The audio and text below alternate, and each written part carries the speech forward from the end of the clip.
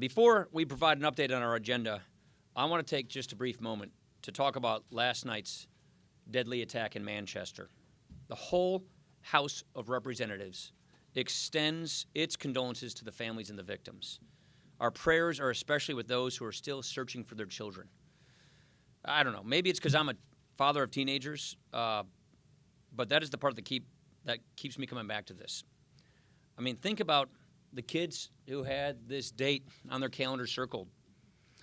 Think about the kids who got their parents to agree to take them to the concert, or maybe it was a birthday present, maybe it was a surprise, or think about the kids who went to the concert with their friends on the agreement that they would get together and meet their parents outside right after it. Those are the kinds of conversations that go on in families with teenagers. And then all those moms and dads waiting outside when disaster struck. Think about that for a second. Many rushing in, hoping to God and fearing the worst. To deliberately target innocent children is cowardice in its most heinous form. So we should not be surprised that ISIS has claimed responsibility for this attack. But we will never bow or bend to radical Islamic terror. In Manchester, we have seen hotels taking in survivors. We've seen local residents offering beds to those who are stranded. We've seen taxi cabs driving back and forth through the night, offering free rides to bring people to safety. And as we speak, people on social media are reaching out to connect families with their loved ones.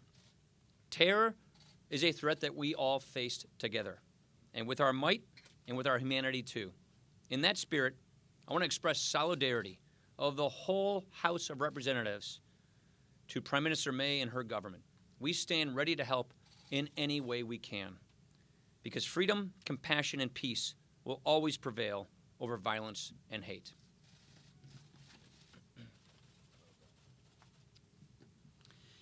In the face of heinous acts of violence, we must stand united against those who want to harm us, our allies, and our way of life, especially, as you've just heard from the speaker, when they put young, innocent lives in their crosshairs.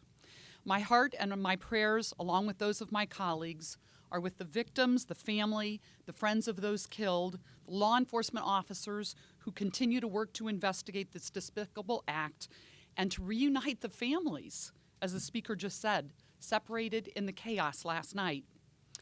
It is our responsibility to protect our children, and it's government's first job to protect our citizens.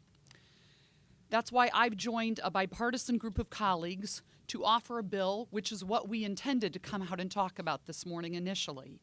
It's called Protecting Young Victims from Sexual Abuse Act. Unfortunately, under the current law, amateur athletic governing bodies, organizations responsible for training our Olympic hopefuls, claimed that they had not been required to promptly report allegations of sexual abuse that they received to the law enforcement authorities.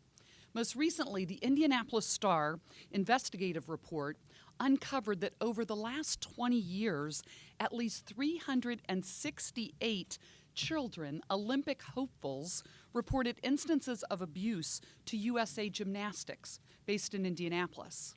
But USA Gymnastics allowed these allegations to remain dormant and unreported to law enforcement. Our bill ensures that national governing bodies entrusted with the health and well-being of young athletes and future Olympians promptly report any allegations of physical abuse to law enforcement and implement much stronger policies and procedures to prevent abuse of coaches, trainers, or medical personnel from continuing to prey on young athletes. In the face of violence and fear, we must be a force for justice. Our prayers are with the victims and their families this morning. I'd like to add my thoughts and condolences to the victims in the UK as well, and am grateful to pass on our thoughts and prayers. My husband and I heard the news last night as well. We're committed to fighting the forces of evil and do believe that good will prevail. This week, we're looking at the days ensuing in the weekend ahead on Memorial Day, how important it is. So we're looking this week at 7 bills on strengthening veteran benefits in this country. We're looking also at mine today, which is a VA Scheduling Accountability Act. This is a common sense bill that just literally asks the VA to follow the rules of scheduling. We had a horrific issue in my district, again confirmed by a VA investigation, that even though it's been 2 and 3 years since the original Phoenix catastrophe was laid open to this country on people that are actually cooking the books on scheduling, literally moving schedules electronically, moving people in and out to basically not see veterans at their most vulnerable point of need. And what my bill does is puts an end to the manipulation, basically takes bonuses away, gives the power to the VA again to incentivize good behavior and to come and literally crack down once and for all on bad behavior, on cooking the books, and once again focusing on what every American wants, which is to take care of our veterans, that we're the first to respond and are often the ones here that need the most help when it comes to fighting for the benefits that they fought for. Good morning. I want to associate myself with the speaker's comments. Our hearts and prayers do go out for the lost lives and those who are continuing to fight for their lives. The coward that perpetrated this action, those who had helped him, we will stand with our allies in the UK to continue to fight. Susan Brooks and Jackie Jaworski talked about what's going to be on the floor this week. Combating human trafficking and dealing with veterans. Congresswoman Jaworski has worked a great deal when it comes to the Veterans Administration. As she talked about, we'll have more than 7 bills on the floor this week.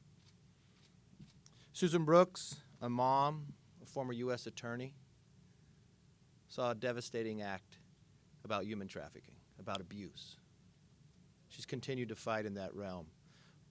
But when we look at the facts and we look across not just our country but around the world at what took place, many times you think this doesn't happen maybe in America.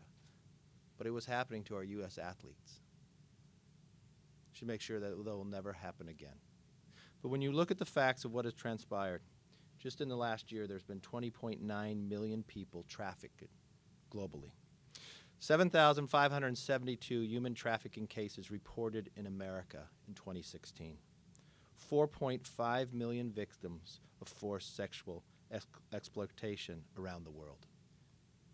These are children. It's happening in almost every single district. This will be a bipartisan effort to be able to stop as we continue to move forward. This week, a number series of bills, and we will begin to come back as the committee works. More bills coming in July. I yield back. Like the speaker said, my prayers and support go out to the people of the United Kingdom who were the victims of this cowardly attack. Once again, we've seen the evil face of terrorism, and it unites us all towards that common bond of fighting and continuing to remember just what they're trying to do to destroy our way of life, and the fact that they're not going to be successful in doing this because we will continue to fight back against them. This week, we're taking strong action to stand up and fight against human trafficking. Whether people realize it or not, it's something that touches every community in our nation. We've seen just how prevalent it is, and we've got some important bills up. And, of course, you saw Susan Brooks and Jackie Jaworski talk about the steps that we're going to take to not only stand up for the victims of sexual assault and human trafficking, but also as Memorial Day approaches, we're standing up for our heroes, the veterans that have had so many struggles with the VA, not being held accountable and not doing right by the very veterans that they are paid to serve. We're going to continue to give more options to our veterans, and the legislation that's moving forward this week is going to be one more step to help our veterans who gave so much for us. And finally, later today, we expect the president's budget to be unveiled. And like any presidential budget, anybody can find something that they would support or that they would do differently. But I think one of the most encouraging things is that we've got a president now, Donald Trump, who's bringing forth a budget that actually focuses on getting our economy back on track, on growing the economy, and on ultimately getting back to a balanced federal budget. That's something we haven't seen for the last 8 years. Every single budget that Barack Obama would present to Congress, not one of those budgets got to balance, which showed not only his fiscal irresponsibility, the fact that he wasn't willing to force Washington to live within its means, but also that it was never focused on getting the economy back on track. And so we had sluggish growth. We had stagnant wages for working families all across the country.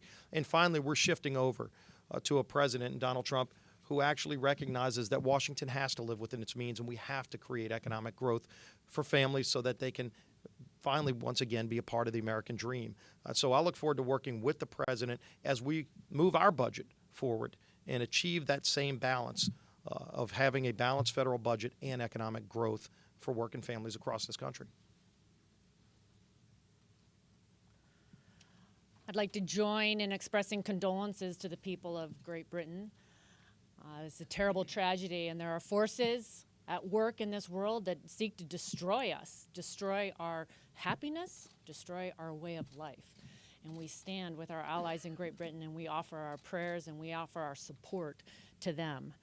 You think about the most important function of the federal government is to protect the people. And as Susan Brooks highlighted, whether it is supporting those that are children here at home against human trafficking, against child abuse, or Jackie Walorski's work to support our veterans that go on the front lines to ensure that we have the freedoms every day that we enjoy as Americans. The Veterans Administration, their sole mission is to protect our veterans and to support our veterans. And for too many years, this is an agency that has lost sight of its mission. And I am proud of the work that we've done in the House and the 7 bills that will be voted on this week.